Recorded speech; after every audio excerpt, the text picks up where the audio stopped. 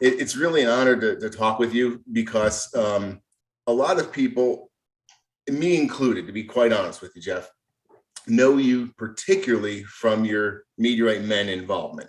And that was a really good show. I can't believe it only was on for 3 years. It seems like it was on for 13 years. But yeah, it sure felt that way when we were making it. I mean that lovingly. That show actually really served a bigger, greater purpose, because even though it was on for a brief amount of time, it really allowed a lot of people to get introduced to meteorites and allow them to know that, wow, these things are real, they exist, and we can own them. And that's a light bulb that went on a lot of people's heads that you and Steve and the whole production team had a lot to do with. And that's a lasting impact that goes on for more than 3 seasons. Oh, thank you. Well, that's very kind of you. And I always felt so lucky with every aspect of the show.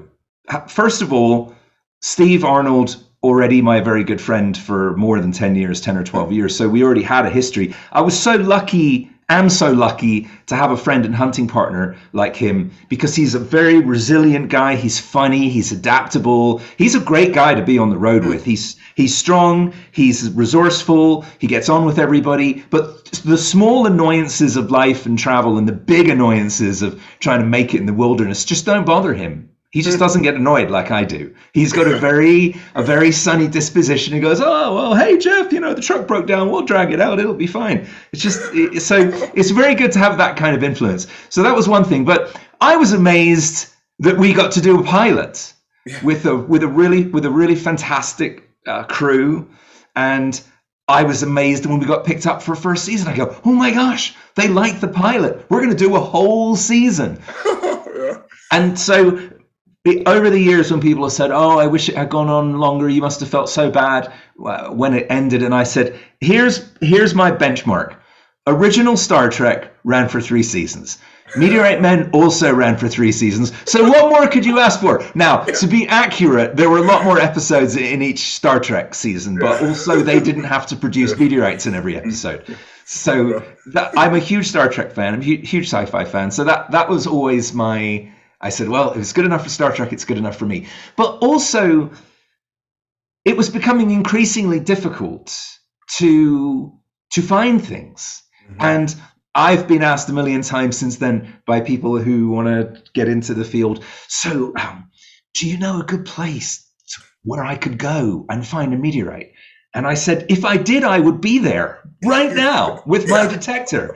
And we went to all the places that we knew, or not all of them, obviously, but as Steve made a very good observation that he said, we got to the low-hanging fruit in season 1. So we did Gold Basin and we did Ash Creek, recent falls, well-known falls. But we also, another example of luck, in the first season, when we were doing the Buzzard Coulee episode, which is my favorite, it started snowing. And we were doing reasonably well. I think we'd found 6 or 7 modest stones. And then it started snowing quite heavily. And it's hard enough, trying to find a small black rock in a field under ideal conditions. Yeah. And with 1 inch or 2 inches of snow on it, it's just not going to happen. Detectors don't like the snow. And what happens when you use a detector in the snow is that the snow starts melting. The very little bit of heat that goes through the wires and on the coil melts the snow that gets on the coil. And then you've got water in it. And my beloved F-75 is not really designed as an underwater detector. So they just start flipping out. So we go, oh no, we're all the way up here. We got permission. We're at Buzzard Coulee. And thank God for our showrunner, Bob Melisso, who just got on the phone and he just started making calls. And we already had we already knew Dr. Chris Hurd at University of Alberta in Edmonton, who I would say the master of the irons. Yes, and one of my favorite meteorite scientists, and been a great friend to us and a great colleague. Nice. And thank God. So Bob called and he goes, well, we're filming this episode and the guys are at Buzzard Coulee and it started snowing. And what can we do? Is there anywhere else we could go? And to our amazement, he said, well, you could come to Whitecourt Crater, which had only very recently been discovered and was and still is, as you well know, the crater, the kilometer around the crater is protected site. $50,000 fine for poaching meteorites there, plus possible jail time. So Bob calls us, we're in the snow at Buzzard Coulee, and I'm annoyed. Oh no, I come all the way up here, nothing's going to happen. Waste the trip. Well, we'd found a few. I mean, we found a few stones, but it didn't feel like a whole episode. And Bob goes, have you heard of this place, Whitecourt Crater? We go, obviously. And he said, would you like to go? And I nearly fainted. So we just, it illustrates the adaptability that you need to have if you're a meteorite hunter. This is just one example. But the whole crew packed up and we left Buzzard Coulee and we went to Whitecourt. We were some of the very first people to go to Whitecourt. Wow. It was an amazing experience. That's fantastic. I thought it was really worth pointing out, though, that was a major accomplishment and life goal and a changing point in a lot of people's lives, having Meteorite Men show and having the accurate meteorite information available to them. But that's really a tiny, tiny sliver of who you are as a person. I wrote a list down, and this is for the viewers. I wrote a list down of some of your accomplishments, and I ran out of paper and ink. So at the end of today, I have a question for our viewers, where you're going to tell us 2 truths and a lie. And we're going to see if our viewers can figure out which is a bold-faced lie. Oh, interesting. It sounds like a quiz show game. Yes. Some of the things you've done are so varied. They're still meteorite-related, science-related, and I think you have a soft spot for children as well, and their science education. But you've held so many positions at like science editor of magazines, advisory boards, president of production companies, CEO of Aerolite, which, by the way, I want to point out, we're meeting today and talking about your ongoing auction that's going to be starting on June 22nd on Heritage.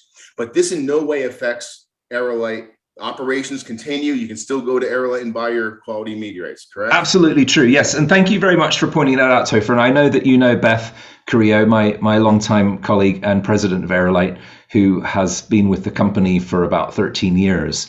And so there's always been a very clear, and she, of course, is running, she's running the company admirably, while I'm focused on this. And there's always been a very clear distinction in my life. Well, this is Geoff's personal collection, and this is Aerolite. And I was a collector and an enthusiast and a meteorite hunter, a meteorite fanatic first, long before Aerolite. And after quite a few years of doing this, of going on expeditions and the rest of it, I thought, well, maybe it would be a good idea to start a side business, because, man, these expeditions are expensive. Yeah. Go to Chile with a couple of guys and rent some 4-wheel drive trucks in Antofagasta. And it adds up quickly. Aren't any 4-wheel drive trucks, in fact, in Antofagasta. So anyway, this airfares and everything involved in it adds up really quickly. And so that was initially the idea behind Aerolite. Well, I have this passion and I have all these friends and contacts in the business, and I'm always traveling anyway and finding meteorites and trading and this and that. I should start a business, not fully grasping, or not grasping at all, what it would grow into. But that was many years ago. And everybody says this, but I really mean it. It's so important to provide good customer service. Yeah. And if somebody's not happy with a meteorite, they can send it back, or we'll exchange it. And things have gotten lost in the post and we've replaced them. And I try to fix, Beth and I shouldn't say just I, Beth interacts with most of the customers and Mel. The global I.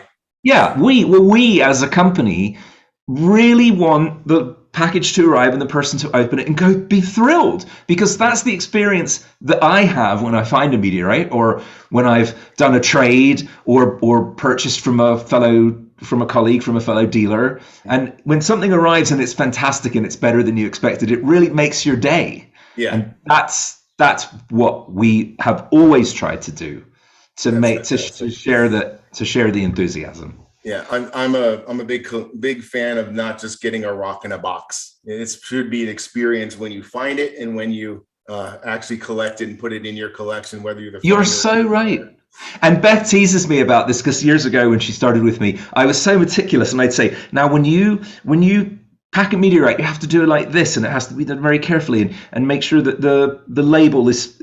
She would tease me later and go, "You're such a fanatic about it." And I go, "Well, it reflects on us. I don't want a torn, scrappy label upside down in a dented box." But then people go, "What's wrong with this company? Look at this thing." So everything that you do is part of how you are perceived. Yes. And if you try to do well with everything, I believe that it shows and it is understood, hopefully. Yeah, I totally agree with you. Customer service is paramount, and giving the whole experience really adds to it. What also adds to the meteorites themselves and other things you have in the auction, quite honestly, are the provenance and the history. I did a presentation of the 5 S's of meteorite valuation, and one of the big S's, the 5 S's, is story. So your provenance, where did it come from? Who found it? What collection was it in? Some of the pieces you're offering, these are your private collection pieces. They've been in your private collection since you got them. You've been collecting for 28 years, something like that. So these are the first time any of these are coming available to the general public, and they come with the great provenance and story behind it, as well as some of the memorabilia from the TV show you're putting for auction. Isn't that correct? Yes, you're absolutely correct, Topher. And I wanted this to be a fun event. So it's an enormous decision in my life to part with these things that have meant everything to me and that I have spent so much time and energy collecting. Mm-hmm. And so yes, the provenance is extremely important, and I'm glad you mentioned that, because something that is not shown in the catalogue is that all of my Notkin collection pieces have a beautiful vintage style handmade ID card that goes with them. And the reason they're not in the catalogue is because it took me so long to make them, and I made them myself, every one by hand. And all the Meteorite Men things have a signed certificate of authenticity. And you know, and I know, and your viewers and our colleagues know, that when you acquire a meteorite or an impactite or whatever it may be, and it's got a Neininger number on it, or it's got a ASU card that comes with it, or a vintage card from some old European collection, those things that we love, when they used to write with fountain pen or a quill, even with some of the really early ones. Labels. Yeah, well, it's so fascinating, isn't it? Because then the chapter in which the meteorite lives with you during your lifespan is added to all the chapters that have come before it. And there's one little piece. It's actually the first lot in the auction. It's a little slice of Toluca. It's not much bigger than a quarter, but it has 5 vintage labels with it and a painted number. And that's the most labels I ever had for a piece. And many times, I bet you've done this too, I've bought a piece just because of the label. It was a tiny little scrap of something, but it's a vintage words label. It's got or a nice old American Meteorite Lab label that was typed, or a few that were even written by hand. And you go, that was either Harvey or Addie wrote that. Awesome. Had to be. And when it actually has a date on the handwritten label that's not too far from the actual fall date, you're like, that's legit. That's like 6 years that was in the museum, and now it's in my collection. So that was really important to me, and we will be the ID cards will be on display with the pieces at the preview.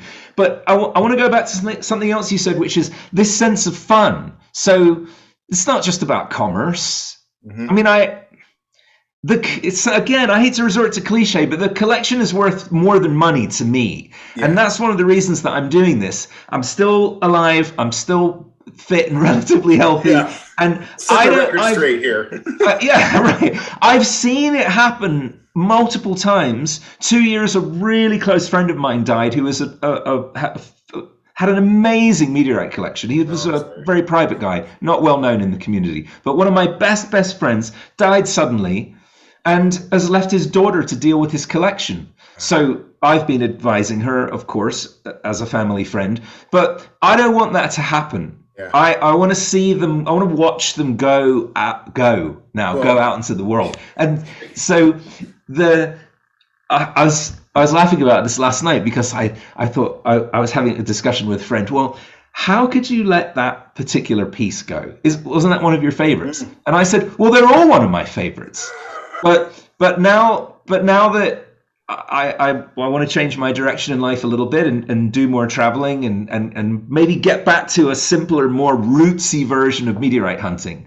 because meteorite hunting, it's complicated and it's simple at the same time, or it can be. It's complicated because you got to do the research, you got to have the determination, you need the equipment, you need permission to get on the land, maybe you have to travel to a foreign country, permits, whatever. It's very complicated. But then when you get there, if it's just you and it's going well, or you and a buddy, then you float out into this zone. Maybe you're wearing headphones, a detector, maybe you're looking for stones on the ground. But that's the great part for me.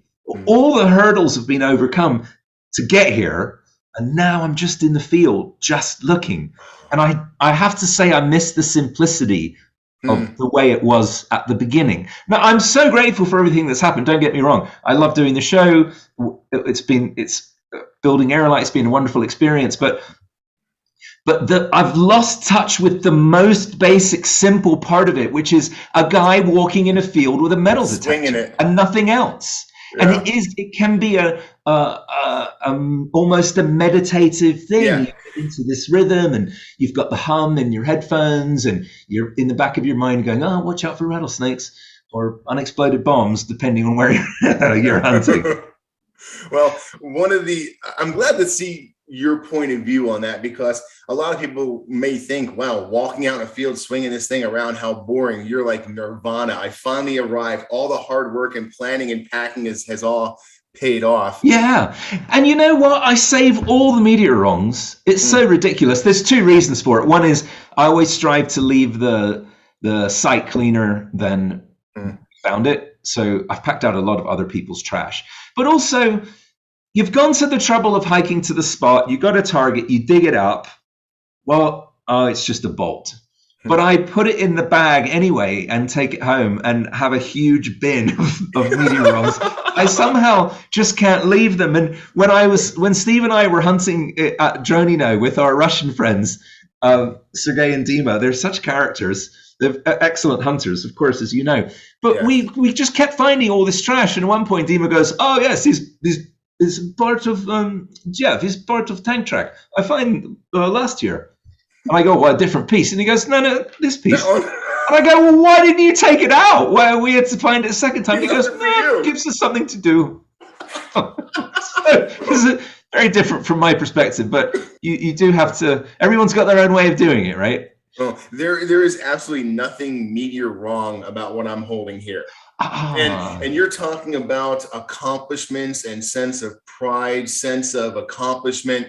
I'm not going to go all flurry on you, okay? So just bear with me for 10 seconds. Because you're not going anywhere. You're still alive. You're still working. Aerolite's still around. But this is a capper on a career that you should be extremely, extremely proud of, Geoff. You put me on the VIP list. I got it really quickly. I've looked it over. I've enjoyed this thoroughly, and I've only had it for about a week. I still have years and years to go. This is a collector's edition. This is going to be a collector's edition. I'm going to let you talk about this for a second. I'm just going to give you my overall impression of it. Life goals. For me, one day to have a collection book like this, whether it's available for sale or just for my internal purposes, this is a life dream. You got to rock star. The flying V. And of course, I'm into stormtroopers too. So that's same. So I got a stormtrooper right there. Oh, wow. Oh, that is dynamite. So the second page I opened up, I was like, okay. But literally the entire book is full of extremely professional photographs, narratives, information, education, meteorite information, just a wealth of information. And I know this was a lot of work to put together. It was. Well, and thank you for the wonderful compliments. And I'm sure you will have something like that in your life, because you're a guy who makes things happen, and you've built a community around you, and you're very enthusiastic. And I love the way you interact with academia, and it takes time, and you're doing that. So I have to really give compliments to Craig Kissick and Jenny Milani at Heritage, who are the director and assistant director of Nature and Science, and also Michael and Randall, the photography team. So everybody put a lot extra of themselves into this catalog. And Craig wrote the descriptions, Michael and Randall did the photography, Jenny helped organize all of it. I wrote some of the the general copy, the bios of Neininger and Oscar Monig and Dr. Elbert King, and some of the introductory passages. I wanted to do something engaging and different. I didn't want to just do stones, irons, stony irons again. There must be what is a new way? How can we look at meteorites again with fresh eyes? Yeah. As what I tried to do. So how can we pack stories and education around what I'm trying to do here as an alternative? Yeah. Well, I'm so pleased that you have enjoyed it, and I'm really thrilled with it. I did at the beginning. I said to the team, I want the catalog itself to be an artifact. Yes. I want people to when the auction's done, I don't want them to just toss it and go, that auction's over. This is a goal accomplished, an absolute home run. Thank you so much. Super impressed. I would expect nothing less, but I was super impressed with the final outcome. It really is a collector's edition, and I'm going to hold on to it for quite some time. The web page on the screen is actually where you can go for information to access your collection that's on sale. And again, this is happening right now. There's a live bidding right now online. There's over 9 different ways, or I think 9 different ways to participate in the auction when it happens on Wednesday, the 22nd of June. But ha.com/Notkin, Notkin, it's been on the screen for the last few minutes. Go there and take a look and start picking out what you want in your collection. I do have a few questions. I want to be aware of your time, but I also have some questions that I'm not going to let lie on the table. Okay. Oh, and Topher, before we move on, I just wanted to mention there is a flip book, a beautiful online flip book version of the catalog. So if anyone would like to see it who hasn't received it, I'll make sure you have that link. And fantastic. It's actually, they've done such a good job. So they've done an exact replica of the catalog with the software that makes it look like the page is turning. And there's a downloadable PDF that you can, put on your own computer. Do yourself a favor. Go out to the webpage on the screen right now. And if nothing else, look at the soft copy of this. You're going to be blown away. And you're probably going to want to select 1 or 2 of these and start bidding on them. Was there, as you were going through your collection saying, okay, yeah, that one can go, was there one that you might have put in this auction pile, put back in the save pile? And is there one that jumped? Oh my gosh, you know me so well. So I could be flippant and go, yeah, I did that with every piece. But no, I had to grapple with each piece. I mean, multiple friends have contacted me and said, Geoff, I can't believe that you put the cat in the auction, or I can't believe you put the Taza with the hole in the auction. I thought that was your favorite piece. And I go, well, yes, but if I kept all my favorite pieces, there wouldn't be an auction anymore. But so 2 of the hardest ones, yes, they're 2 of the smallest ones. One is the little Ville-Dieu.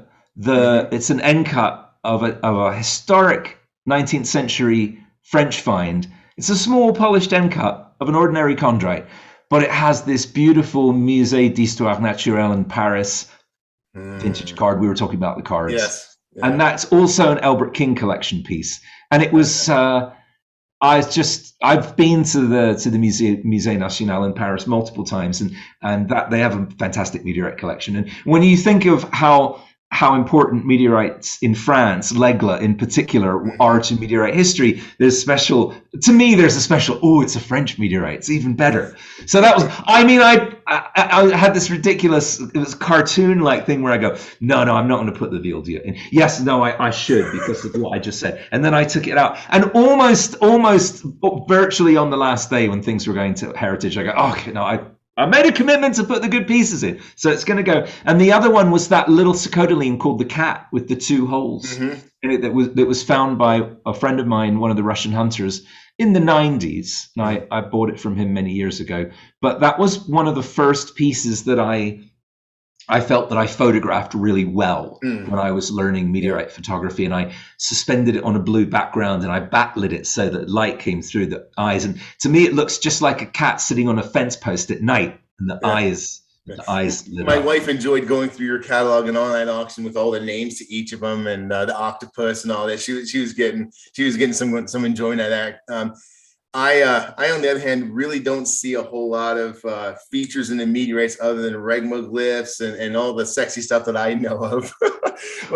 Again, we're all different, and Mhm. my staff tease me about this, and they go, "Geoff, not every meteorite looks like a dog or a squid." And I go, "No, you're wrong. Virtually every meteorite does look like something if you have a sort of fantastically weird art mind, I guess." Well, I see you have shapes that and creative things. mindset. You're a musician, a creator as well. I mean, you have the artistic eyeball to look at things and possibly see what others can't right at the first Thanks. look. Well, and I love it when someone will go, "That's not an octopus, it's a pteranodon," and then they'll point it out to me and go, "Look, there's the beak. It's like looking at clouds." I go, "I see a dinosaur. I see a skyscraper." So yeah, it's how that information is fed into your addled mind. I guess everyone produces a different end result. Oh, I wanted to ask you, not monetarily. I'm talking about either personally rewarding or just a fulfillment of a life's ambition. I know, like at a drop of a hat, you got introduced to Steve Arnold, the Meteorite Men partner, through email. And the very first time you saw each other, I believe, was Atacama. In Santiago, Chile, at the airport. Yes. Very well researched. Was there any other? What trip, whether it's Meteorite Men related or not, what trip have you gone on, a hunting expedition or anything like that, that really widened you as a person? Oh, what a fantastic question. Widened me as a person.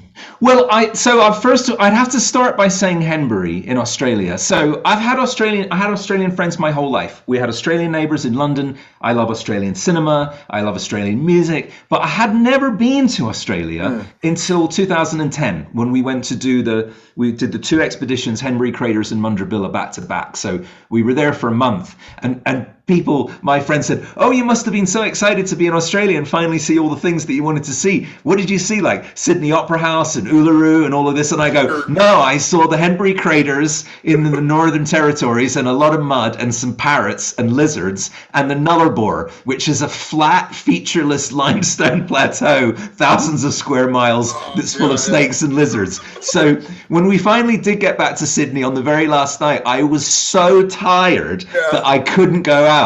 But fortunately, I have since been back to Australia in a less, still quite adventurous, less taxing way. And now I've seen the cities. And so I did it backwards. I went to the wild places first and then civilization second. So I was so excited about going to the Henbury Craters, this complex system of craters, 15 craters right on top of each other, which suggests a vertical impact. It's seemingly a quite clear oral tradition awareness in native culture that this impact happened. There were people living there, supposedly estimated 4,500 years ago. But I love craters, I love irons, I love Australian lore and literature, so it all came together, and it really was and then on top of it, we were given permission by the Australian Park Service to collect there. It's a protected area, rightly so. They asked us not to go into the craters themselves, but I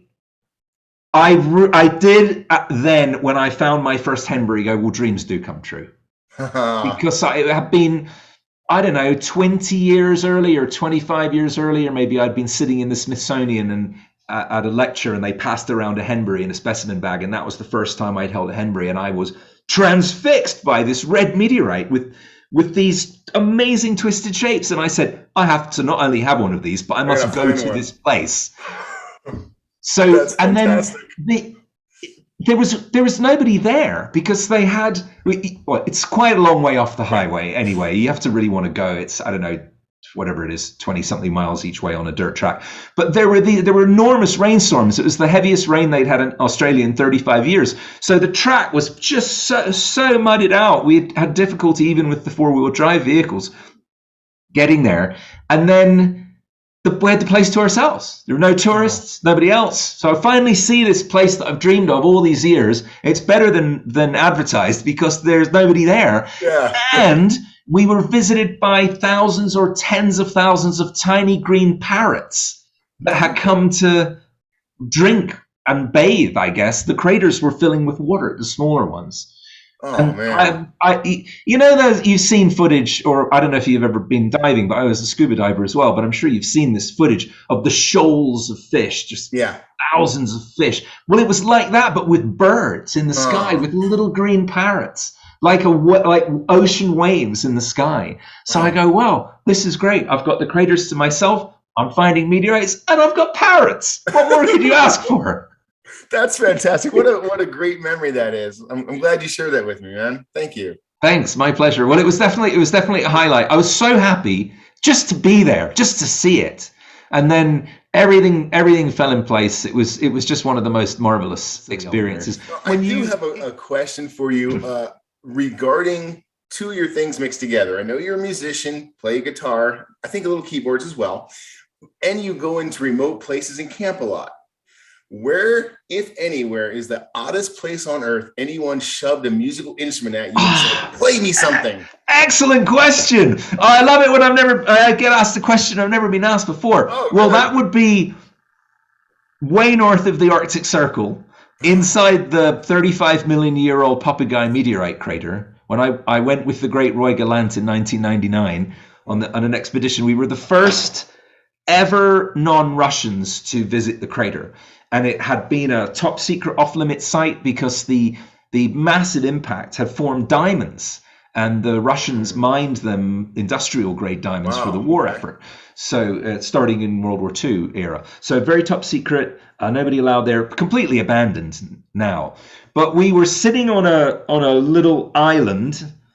In this crater is so enormous, it has its own river that runs through it. So we were sitting on a sandbar island in the middle of a river, in the middle of this 35 million year old meteorite crater that's about 100 kilometers in diameter. And one of the Russians' team members had brought a little acoustic guitar with us. And he goes, "Geoff, you are here, you're a rock star, yeah, in US of A. So you will play now some song for us." And I go, no, I don't want to. And he goes, "No, it's not a request. I'm your host. I'm the one with helicopter and boat. You will play." And I go, "Well, I've heard about playing for my supper, but I never had to play for a helicopter ride out before." So no, we had a great time. They were kidding around. They were just being fun. But yes, they were a very enthusiastic group, and some native people. I can't remember the name of their nation, but they're a group of nomadic people that live in north of the Arctic Circle in the Taimyr Peninsula, and they had very Asian features, and they had these beautifully colored clothes that they wore, and they were reindeer herders. And they rode up they came up the river in a wooden boat that they made themselves. It was like something out of one of these vintage adventure movies where like a dugout. Yeah, it was. No, it was. It was dug out from a Siberian pine or whatever. And so I've been a vegetarian for many years, decades. And they brought reindeer burgers with them. They were amazed to see people there. They hadn't they didn't speak Russian. They had their own dialect, completely separate from Russian. But one of the guys had been in the Russian Navy, and he knew a little bit of their language. So we invited them to stay, and we had drinks, and then they wanted to return the hospitality. So they gave us reindeer burgers, and I actually did eat one. Wow. Because I'm a vegetarian up to the point where it offends other people, and I knew that this was a big deal to them, that they were giving us not just their food, but from their own animals. Yeah, and it was quite tasty, really. Wow, that's interesting. Another great story. I'm glad you shared. That's not your only act of charity, though, if we can call eating a tasty burger charity. Closer to home, you are involved in some charities here in America, namely in your home of Tucson. You're involved in at least one charity, I believe maybe two, that are benefiting from this ongoing auction. Yes, indeed. So one charity and one educational nonprofit, and those are the two that I selected at the beginning that we have permission to talk about. But there are numerous other smaller charities animal rescue groups and wildlife rescue groups that I care about, that I donate regularly to, that will also benefit from this. But Phenomenal. Beads of Courage is a children's charity that was founded in Tucson by Jean Gribben, who was a nurse and is now the director of this, what has become an international organization. And they support children who are fighting life-threatening illnesses, very serious illnesses, and their parents. And I got involved with them many years ago because my media director, Rebecca Gladden, mentioned to me that there was an event at Phoenix Children's Hospital and that there was a little girl there who was a Meteorite Men fan, and would I consider going? Oh. And I was so moved by the experience that when we walked out immediately after, she said, "Thanks so much for doing that." And I go, "I want to do everything I can. I want to stay involved with this charity. What else can we do?" So we started a whole series of things, and it's gone on for many years. The main mission, I guess, of the group is they commission artists around the world to design and create these beautiful glass beads. And every time a child completes a course of treatment for their illnesses, they're given one of these beads, or they're also allowed to choose them. And so then they collect these beads on strands, like as if they're markers of their journey. And you see some of these little kids, and they have hundreds of beads on there. I mean, it's heartbreaking. Gosh. Wow. And so it becomes very important to the parents. So the parents keep the beads. It's something meaningful and beautiful that they can hold, that charts the journey that these children have been on.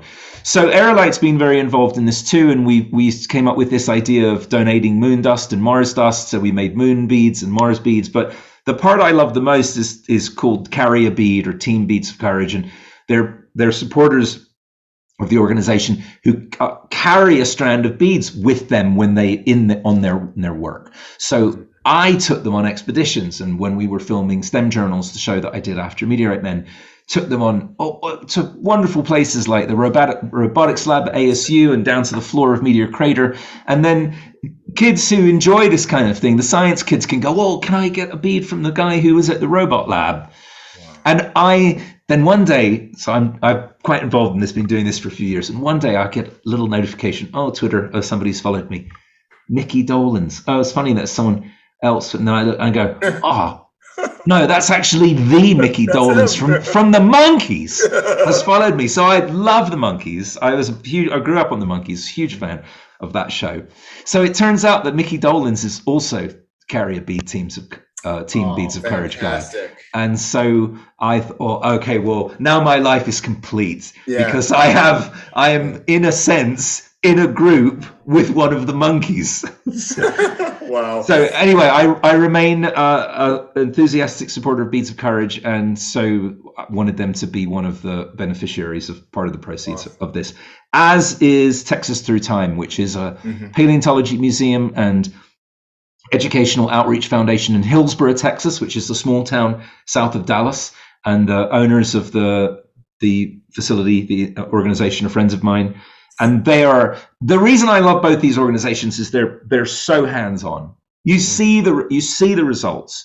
So Texas Through Time is a very active, engaging museum with a real paleontology lab in a small town, and it's free. And they give tours and attract kids from rural areas that have never seen a dinosaur before, never been to a science museum because there isn't one, or their parents don't have the resources to take them to a big city to see a museum. So I like to see direct action, and I see both these groups doing that all the time, and I'm genuinely excited to be able to work with them and to be a small part of this. I can absolutely tell. You were as animated talking about your charities as you were your meteorites. And that talks to who you are as a person, Geoff. So, thanks. That's very kind of you. Thank you so much for making your collection available and by the way, I'm putting links for both of those charities in the description so people can wonderful. Thank you so much. They can participate if they're so inclined. And actually, may I just add, Topher, that I know that a lot of our colleagues enjoy fossils and paleontology as well, and you'll find Texas Through Time has a really terrific Instagram account, and Andre and Carrie Lucan, the owners, are active, enthusiastic paleontologists, and they're out in the field finding dinosaurs, and it's just a really good follow for those of you on social media. It's it's uplifting for me to look at their photos and go, oh, there's Andre finding another Triceratops bone. Nice. So just good stuff. Very good. I'm like I said, I didn't try to give you a professional introduction because I couldn't encapsulate everything that builds who you are as a person. So all these extra things build who you are, paints the picture of Geoff for everyone rather than just a 3-year window of Meteorite Men. Not that I'm lessening that at all, but there's so much more to you. Oh, thanks. I do want to end with, I want to be aware of your time, but I want to end with 2 truths and a lie. So Geoff, give me 2 truths and a lie about you. Okay, here are 2 truths and a lie about me. The famous Garbage Pail Kids series, one of them is me. Those collector cards from the 80s? The bubblegum cards from the 80s. One of the Garbage Pail Kids is me. Okay, that's statement number 1. Statement number 2, I have 6 times in my life crossed the Arctic Circle. 6 times. Okay. Way up into the Great White North. Actually, past the Great White North to the Great White Nothing. Earlier, you did mention going in the Arctic Circle, but you only said once. So what's the third statement? And the third statement is, once while meteorite hunting, I was accidentally fired at by a fighter aircraft. Holy crap. I fortunately was not killed, but could have been. All right. Well, one of those statements is not true. If you want to know if you want to know that Geoff's a liar, stay tuned to the end of the video. We're going to put his answers to which one is the truthful statement and which one is a lie. Super. Thank you. That was awesome. Yeah, I'll just edit that. Is fantastic. There's a lot of layers to an onion.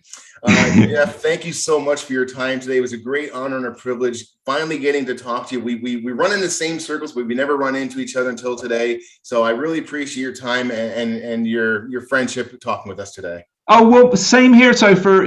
You're so enthusiastic and knowledgeable, and I want to compliment you on the community building that you've done. And I know that you and I share this very strong belief that it's so important that collector, dealer, hunter enthusiasts like ourselves maintain the strongest possible bonds and friendships with academia, and that we work together for mutual benefit and the greater good of meteorite science.